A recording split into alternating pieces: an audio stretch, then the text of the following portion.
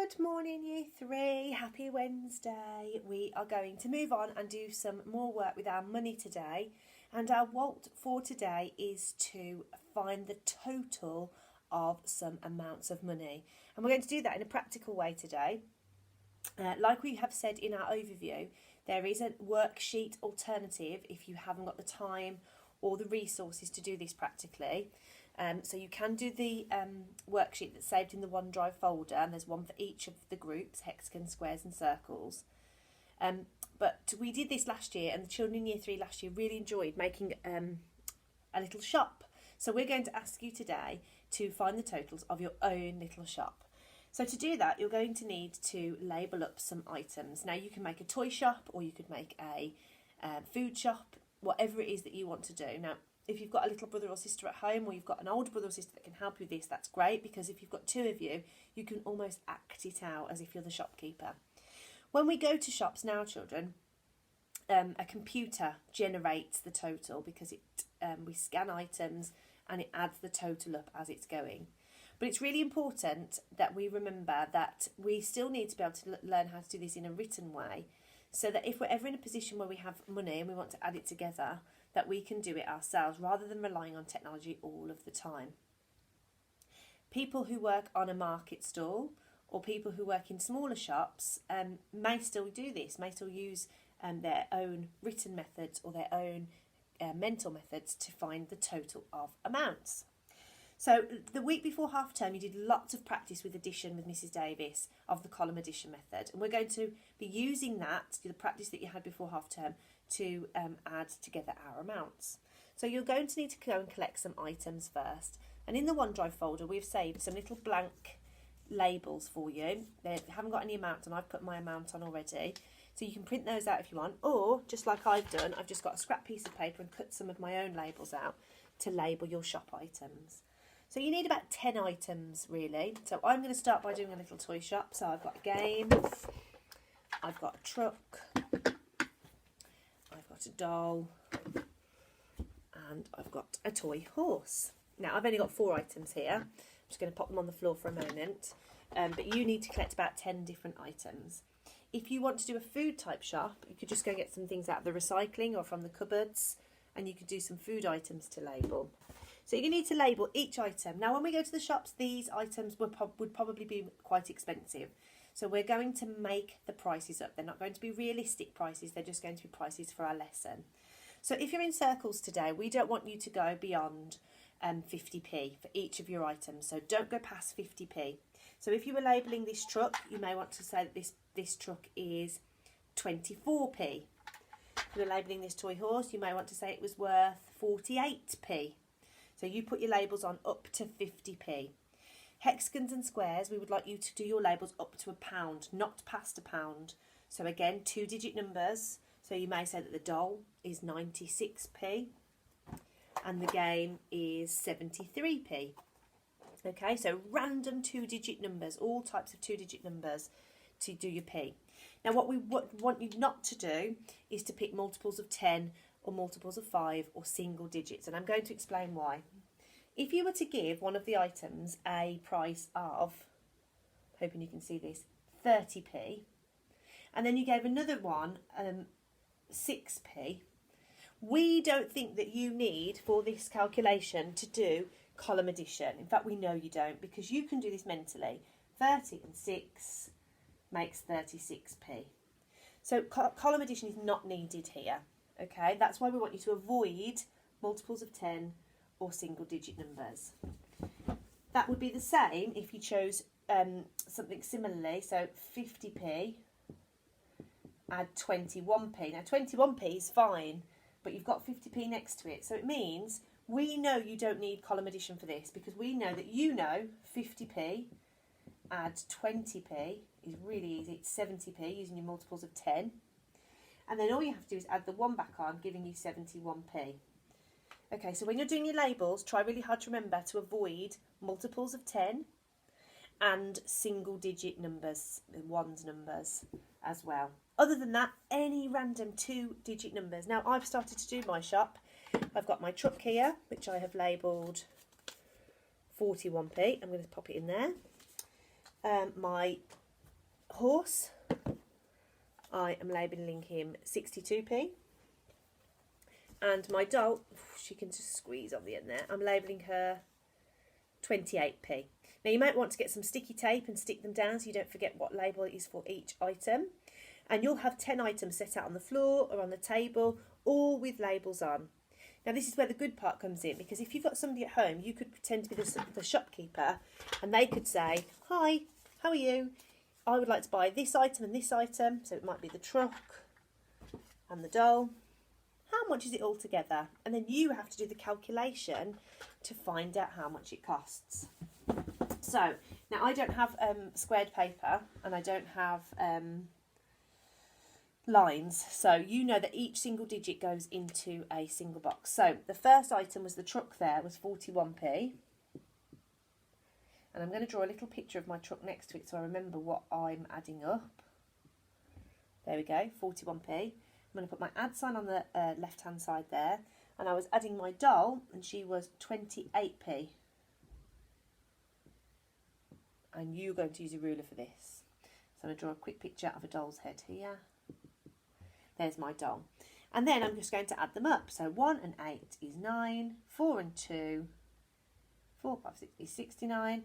So these two items, my truck, nice and easy. Add my doll equals 69p. And you can label them underneath as well if you want to. Okay?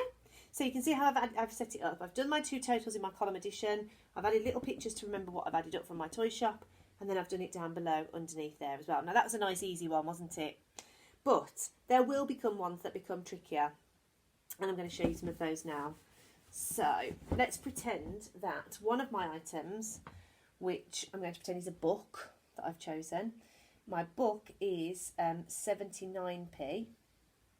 So this will be squares and hexagons because you've got larger amounts. So that's my book. Draw a picture of my book there. And also I've got my toy horse, which I'm never going to be able to draw because I'm useless at drawing.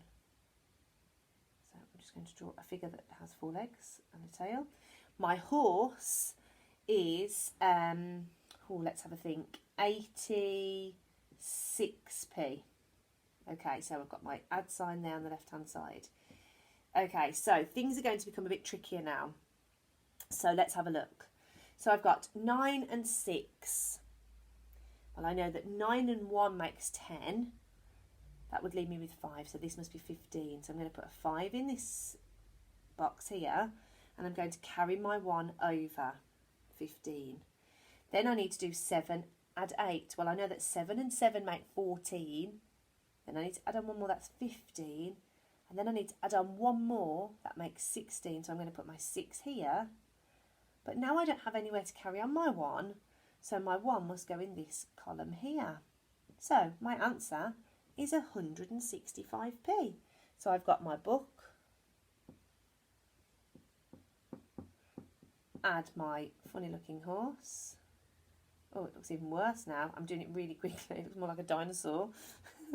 Equals 165p. Now, children, we should know by now that 100p is the same as, you've got it, £1. It's the same as a pound. So this actually changes now, because if I was looking at my headings here, I would put a decimal point in here. Let's move my add over. There's no pounds there and there's no pounds there. But I can put a decimal point because the decimal point always stays in line. So this column is actually my ones column here, because it's 1 whole pound. This column is my tenths, because it's after the decimal point, it's less than a pound, it's 7/10 of a pound. And this column becomes my hundredths. So I've got 9/100ths of a pound. So if there's a decimal point, this doesn't mean tens and ones, because we haven't got to a pound yet, 1 whole pound.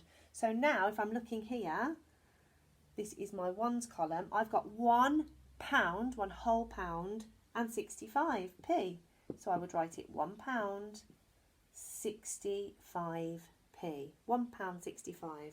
So we don't write it like this, 165p, because we know we've got 100 pennies making a pound, we change it into our pound sign.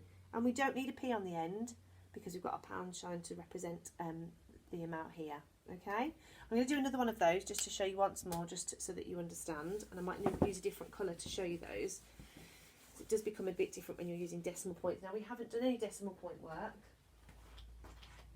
so that's why it becomes a bit more confusing. So remember, our headings are normally... Oh, that's not... You can't see that. Let me get a darker colour. Let's see if blue works. Hundreds, tens, ones. And then we have a decimal point, which becomes our tenths and our hundredths, and it would be our thousandths here. Okay, so with money, it does make things a bit different, because with this decimal point here, everything this way is less than one whole one.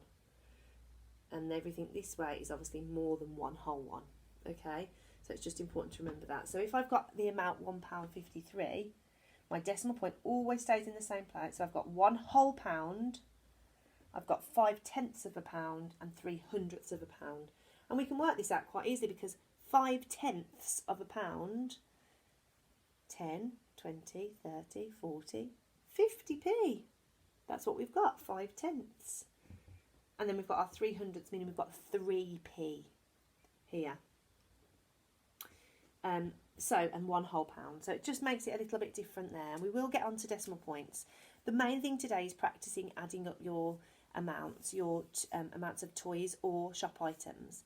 So to begin with, and I will go over a few more with you, we want you to add up 2 items together. And when you've done about 5 or 6 of those and you're a bit more confident using different items, toy items, we'd then like you to try and add up 3 items together. So you set it out in exactly the same way. So let's pretend I've got an item in circle group that's 36p. And I've got something, I'll take the ball. I've got something that is 24p. That's going to be a different book. And I've also got something that is 12p. And this can be what else could it be? A little toy sheep. I'm trying to think of different things my son has around the house. There we go. So if it's 3 items, you're doing 3 little pictures and 3 amounts. The same thing happens down here. 6 and 4, well, there are number bonds to 10. 6 and 4 is 10. Add on another 2 makes 12. So I'm going to put the 2 in here. Carry my 1 over.